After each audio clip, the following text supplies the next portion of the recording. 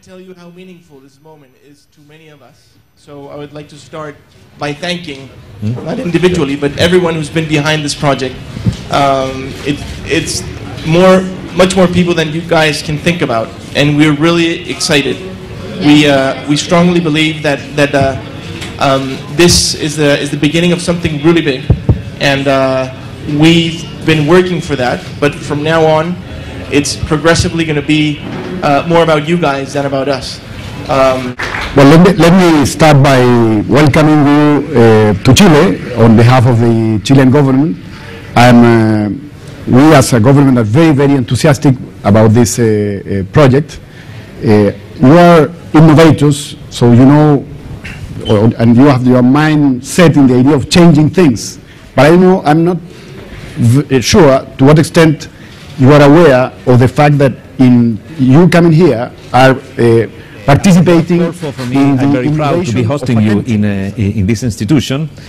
Clearly, as Corfo is the economic development agency of the country, and our main goal is to promote, to enhance. What message do you want us to send back to, our networks at home in Ireland, for me, in Europe, America, and so on? Chile and what you're doing here. The most important message should be that Chile is a country open. I don't know much about Chile. It was for me a big question mark, and I think that today this question mark does no longer exist.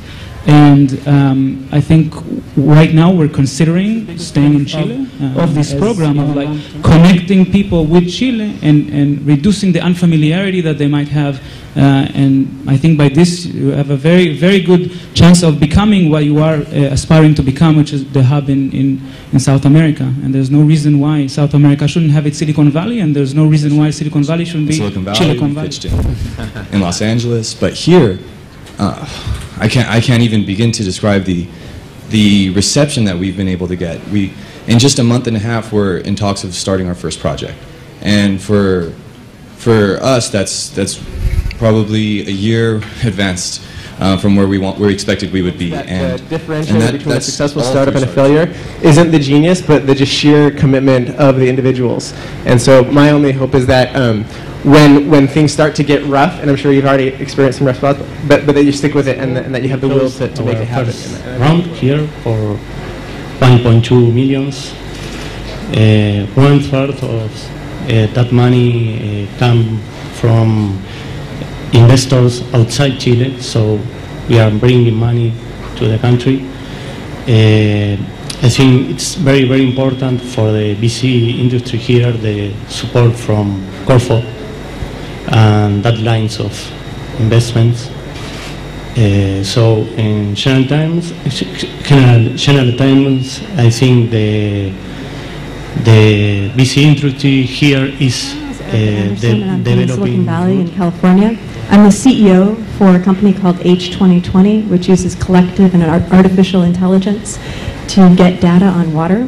We're a not-for-profit social enterprise, and I have a question for you with respect to people who live in the bottom of the pyramid. So globally, this is a market that affects or involves more than 4 billion people.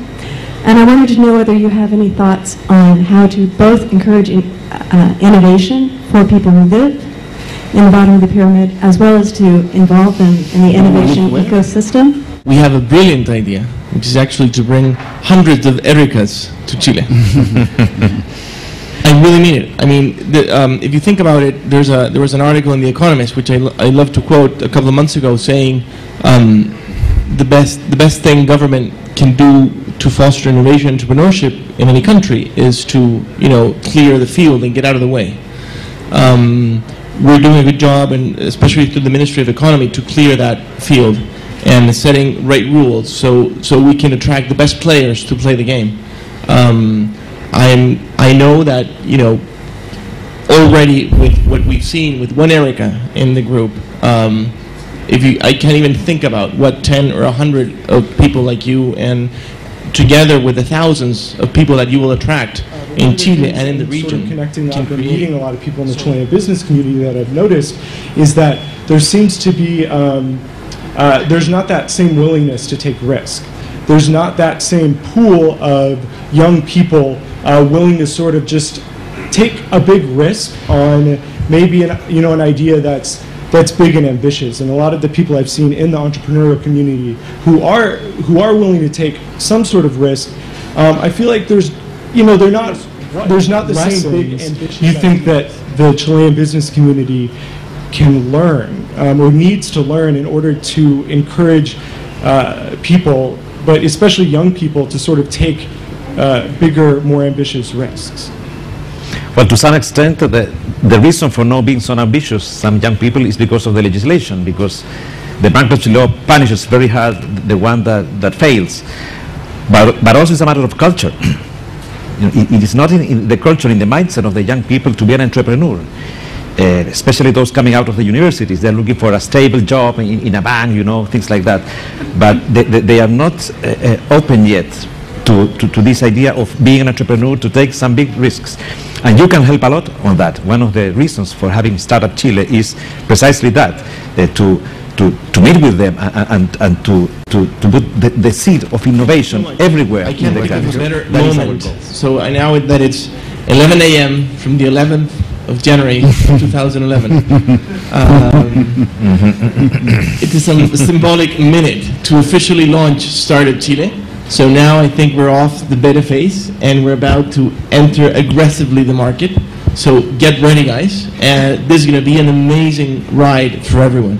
So thank you very much and congratulations. Thank you.